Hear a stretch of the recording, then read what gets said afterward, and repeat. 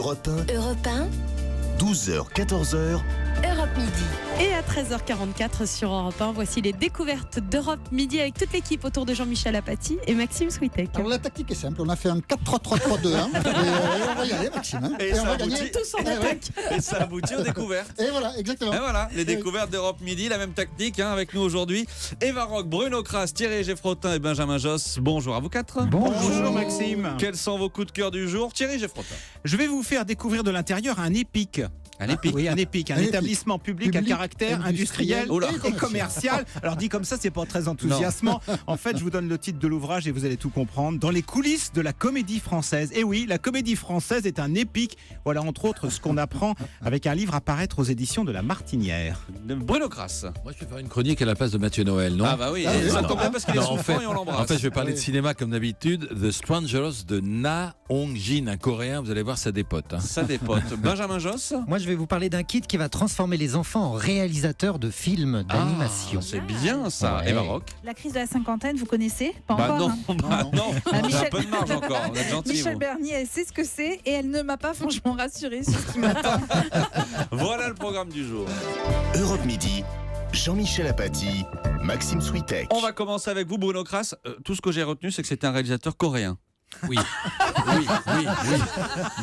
Et que ça allait dépoter. Na Hong-jin, mais si vous regardez Voilà. la presse, il a des papiers fantastiques C'est vrai. parce que c'est un grand réalisateur qui avait fait notamment The Chaser, qui est un film hallucinant, un polar hallucinant, de Murderer. Et là, il est parti à la campagne coréenne et ça s'appelle The Strangers.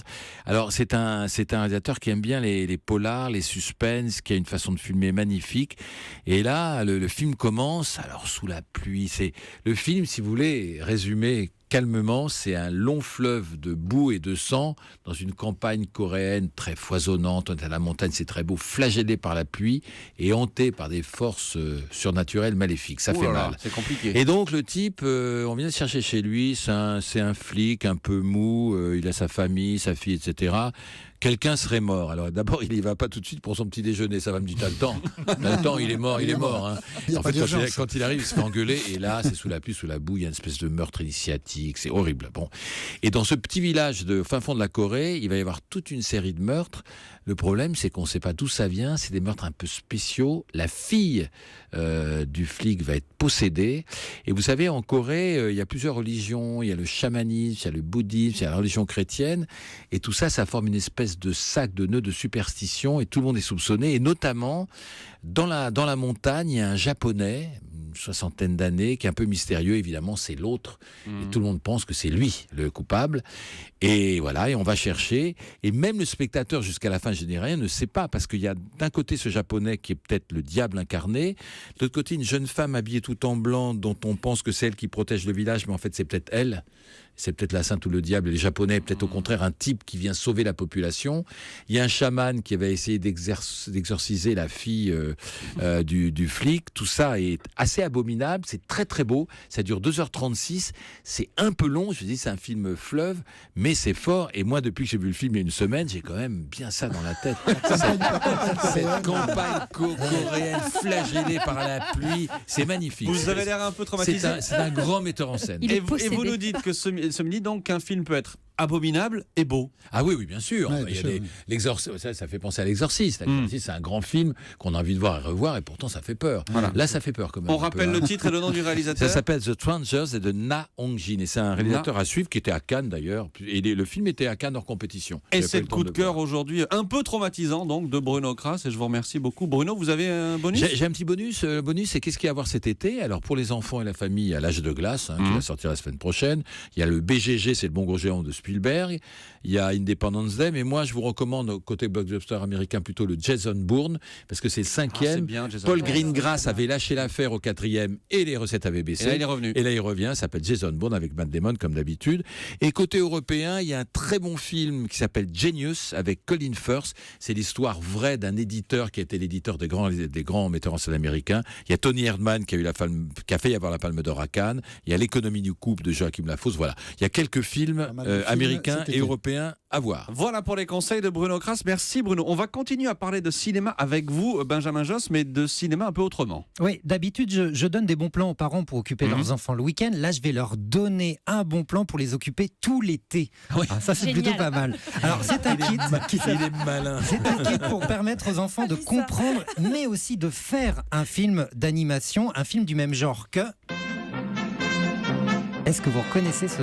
Moi je dirais voilà, c'est Gromit. Oui, voilà, tout à fait. Voilà, c'est Gromit. Alors, je vous promets pas le même On vous l'a- résultat. on vous l'a hein. soufflé Non, dans votre mais case. non, Mais non, il c'est a très connu soufflé. quand Mais même. c'est Il a sa incroyable ça. fiche. Non, Cette Pourquoi il suspicion tricherait permanente. Mais parce c'est- qu'il c'est jouait dé- dans le film, Maxime. Accepter que Maxime soit intelligent. Bon, on va peut-être pas aller jusque là. Ça, c'est pire. Et C'est pire. cultivé et cinéphile. Elle est perfide. Assez. Ouais, ça, c'était une vacherie. ouais. Je ne, Allez, Benjamin. je ne garantis pas le même résultat tout de même avec ce kit, mais c'est un bon début. Alors, qu'est-ce qu'il y a dans ce kit? Il y a déjà Juste, un ça s'appelle décor. Animation Studio. Voilà, Voilà. effectivement. Il y a d'abord un décor avec ce kit. Alors, un décor assez sommaire que j'ai collé, malheureusement. Voilà, qui est très sommaire, mais qui permet de commencer très vite à tourner. C'est un paysage campagnard. Voilà, et qui est personnalisable. Et il y a une caméra HD aussi. Elle se branche sur l'ordinateur. Elle est équipée d'une tige flexible qui va pouvoir permettre de la mettre dans n'importe quelle position. Et il y a au dos un bouton, un seul bouton, donc du coup c'est ultra facile. Et à chaque fois qu'on appuie ce bouton, on prend une photo. Mhm. Et puis on change le personnage de position, on reprend une photo, ce qui va former Ouais. voilà, une séquence image par image. Et c'est là où les parents se disent que c'est aussi un cadeau pour eux. Parce que ça dure film 6 d'animation, heures une Pour seconde, faire une minute. voilà, une Ah oui, seconde de là. film d'animation, L'été c'est suffira 10 pas. images. Maman, j'y arrive pas. J'espère pas. Demande à ton père. Donc ça sent les vacances pour les adultes. Dans le kit, il y a aussi un logiciel qui est fourni pour créer le film. Il est très facile à prendre en main. D'ailleurs, le kit est accessible dès l'âge de 6 ou 7 ans. C'est pour dire. Et enfin, ça c'est peut-être le plus important, c'est le guide qui est offert avec, qui explique d'abord comment se familiariser avec le logiciel, mais il explique aussi aux enfants toutes les techniques qu'utilisent les professionnels et comment les reproduire avec ce kit.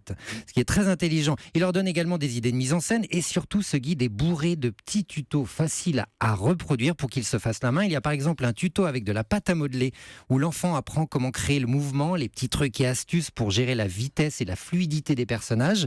C'est vraiment très bien fait. Un autre tuto explique comment se servir de ces petites voitures pour filmer une course-poursuite dans sa chambre. C'est génial. Et grâce J'adore. à ça, c'est bien. J'adore hein. ça. Et grâce à vaut ça, ils cher, apprennent ça. en plus l'importance des axes de prise de vue et des travelling. Et le dernier permet de se mettre en scène en train de voler, ce qu'on ne peut pas plus lui dire. Juste, ça vaut cher Oui. ou pas? Alors, ça vaut 60 €, ce qui est un petit peu cher, mais... Ça vous occupe tout l'été en même temps. mais voilà. Ouais. Ma question, c'est, il y a une limite d'âge? Non, parce que justement, je Parce me qu'avec disais que j'avais Jean-Michel, envie Parce d'essayer que moi oui, aussi. on va peut-être faire un film tous les deux. Europe Midi en animation. On va peut-être faire Un ça. blockbuster. Ah bah, ça va avoir un certain succès. Ça, Je je le mettrai pense, sur oui. votre chaîne YouTube après. Bah, bien sûr, évidemment. La fameuse. Oui, la fameuse. chaîne YouTube. Ouais. On rappelle le nom. Alors, c'est le kit s'appelle le studio d'animation HUE. Mhm. Et voilà, ça coûte 60 € et ça booste la créativité des plus jeunes. C'est une très bonne idée. Moi, C'est j'aime une beaucoup. très bonne idée. Merci beaucoup, Benjamin Josse. La suite des découvertes est dans un tout petit instant sur Europe 1. On ira dans les coulisses de la comédie française. À tout de suite. Jean-Michel Apathy, Maxime Switek. Et à 13h54 sur Europe 1, c'est la suite des découvertes d'Europe Midi avec au programme votre soirée télé et de la lecture. De la lecture, vous nous emmenez ce midi donc dans les coulisses, Thierry Geffrotin, les coulisses de la comédie française. Oui, je vous emmène à la Comédie Française et permettez-moi un court instant Mhm. de me prendre pour Robert Etcheverry et d'être Horace. Pleurait l'autre, pleurait l'irréparable affront que sa fuite honteuse imprime à notre front. Voilà, le très court extrait. Très bien. Bravo. C'était plus Sarah Bernard. Ça, c'est ça. Mais en tout cas, c'était beaucoup de talent. Bravo. J'ai toutes mes jambes. Donc ce très court extrait de Horace de Corneille que vous avez reconnu bien sûr, Oui. pour vous faire entrer à la Comédie Française. Alors nous n'y entrons pas comme pensionnaires, nous allons y entrer grâce à un ouvrage qui a pour titre Dans les coulisses de la Comédie Française, apparaître le 1er septembre aux éditions de La Martinière. Mais comme la troupe du Français est ce soir dans la cour d'honneur du Palais des Papes d'Avignon, C'est un retour. après 23 ouais. années d'absence, je me suis dit que c'était une belle occasion de vous parler de ce livre, pas comme les autres. Pas comme les autres parce qu'il est rare de découvrir de l'intérieur la Comédie Française dont la création remonte à 1680, la maison de Molière donc, sachant que Molière lui est mort 7 ans auparavant, 7 ans avant la création de la troupe. Car il s'agit d'une troupe. La star, c'est la troupe. On parle aussi d'une ruche. Et Denis Podalides, voici ce qu'il dit d'ailleurs. Travailler en troupe, c'est à la fois ce qu'il y a de plus exaltant, de plus puissant et de plus fragile. Livre original, je vous le disais, qui prend la forme d'un journal de bord, mi-enquête, mi-documentaire, illustré par des dessins croqués sur le vif. Là, j'ai les épreuves du livre, c'est en noir et blanc, mais en couleur, c'est magnifique. Et je dois vous le dire, c'est passionnant. Les deux auteurs, Laetitia Sénac qui tient la plume et Damien Roudot qui a entre les mains le carnet à dessin, nous font partager leur immersion. Ils ont été 4 mois à la Comédie Française. Et Antoine Vitesse, qui fut administrateur pendant 2 ans, parlait d'une île, d'une ville, d'un navire. Et c'est vraiment ça. Hein. La vie au quotidien, les différents métiers, parce qu'il n'y a pas que les 60 comédiens du français. Il y a aussi évidemment du personnel tout autour, des machinistes, des techniciens, du personnel qui savent faire, des couturières, des costumières, des décorateurs, le chef brigadier des cintres par exemple. Un monde sans cesse en mouvement qui s'ouvre à nous. Oh oui. On apprend d'abord les mots-clés qui structurent la Comédie Française, troupe, répertoire, alternance. Alternance, ça donne quoi ? Concrètement, à l'automne 2015, ça donnait lundi Père d'Auguste Strindberg, mardi le Misanthrope, mercredi la Maison de Bernardin Alba de Federico Garcia Lorca, jeudi la Double Inconstance de Marivaux, vendredi Roméo et Juliette de Shakespeare. Ça ne s'arrête jamais. Et certains acteurs jouent plusieurs dans 2 rôles, pièces. bien sûr. On découvre les lieux, la salle Richelieu, le Saint des Saints, mais aussi le théâtre du Vieux-Colombier et le Studio Théâtre. Le doyen de la troupe nous fait les honneurs de sa loge. Quand on est pensionnaire, on partage une loge. On a rendez-vous avec Anne Kessler à la Cafette. Éric Ruff, qui est administrateur général depuis 2 ans et qui a fait déjà un travail magnifique, nous reçoit dans son bureau. Donc on assiste à tout, absolument toute la vie. Et je dois vous dire une dernière chose. Quand en 2007, Elsa Le Poivre a annoncé qu'elle entrait au Français, certains de ses camarades lui ont dit « Oh là là, c'est un musée, tu vas t'éteindre ». Eh ben moi, je peux vous dire que c'est pas prêt de s'éteindre, la Comédie Française. Et quand vous aurez lu ce livre, pour un peu que vous ayez la fibre théâtrale, vous voudrez en être, c'est sûr. Dans les coulisses de la Comédie Française, merci beaucoup Thierry Geffrotin. Le livre, vous l'avez dit, sortira début septembre. Eva Rock, votre choix télé aujourd'hui, c'est une pièce de théâtre. Oui, on part aussi au théâtre. Un C'est one-man pour show. Michel One Bernier. woman show. One Woman Show et pas une ride, ça s'appelle. C'est sur W9 à 20h55. Alors il faut imaginer le dialogue entre Michel Bernier et sa fille. Sa fille lui dit Maman, t'es née sous la 4e République. Ça va pas, non ? Enfin, t'es née en 56. Et c'est tout ce que t'as retenu de tes leçons d'histoire. Voilà. Le ton est donné. Michel Bernier voudrait bien s'en foutre de ses 50 ans, mais quand même, le temps qui passe, c'est jamais facile à 56, ça lui fait accepter. un peu plus que 50. Oui, ça lui fait un peu plus 50. Ouais, Mais ça pour fait là, 60, elle est à la crise de la cinquantaine, en tout cas pour la Quelque chose pièce. pour la hein. crise de Voilà. la soixantaine, non Ouais, peut-être. Alors, c'est pas toujours facile à accepter, surtout quand on est une femme prête à tout pour plaire aux hommes. Et tout ça pourquoi ? Pour que les hommes regardent systématiquement la fille d'à côté. Mais elle a marre de la dictature de la jeunesse à tout prix. Marre d'être la vache à lait des marchands de cosmétiques, de sachets protéinés, de compléments alimentaires et autres poudres de perlimpinpin. J'en ai marre des filles toutes maigres qui disent qu'elles font pas attention. C'est un peu vrai. Évidemment, elles mangent dans des assiettes à dinette. Voilà, Michel Bernier propose un spectacle qui est très bien écrit et qui déborde d'énergie. Et puis, il y a ce petit truc en plus qui doit être de l'émotion. Je ne sais pas comment on peut dire, parce qu'elle parle d'elle et de nous, surtout un petit plus qui fait toute la différence avec les autres One Woman Show. Et comme toutes les mamans, par exemple, elle a vu sa fille partir du foyer familial et ça fait toujours quelque chose. Quand elle a eu bouclé sa 6e valise et ses 10 sacs poubelles, on a chargé la petite camionnette de chez Kiloutou. On s'est fait un dernier cocktail kiwi banane avant qu'elle n'embarque aussi la centrifugeuse. Je l'ai aidé à enfiler son manteau, je lui ai mis un dernier sac sur l'épaule, comme elle avait les bras chargés avec son gros nounours et la moitié de mon frigo qu'elle avait vidé pour ses premiers jours.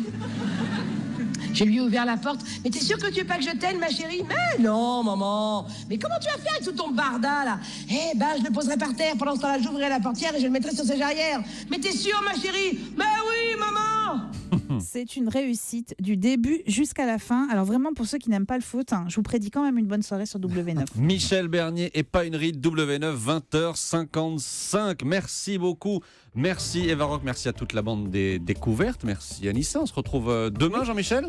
Demain, pourquoi pas, oui. Demain à midi, c'est ça ? Bah oui. Pour une nouvelle édition d'Europe Midi, voilà. T'as qu'à croire. Ah, oui. En bleu, blanc, rouge demain. Ah, ça, c'est sûr qu'on sera en bleu, blanc, rouge.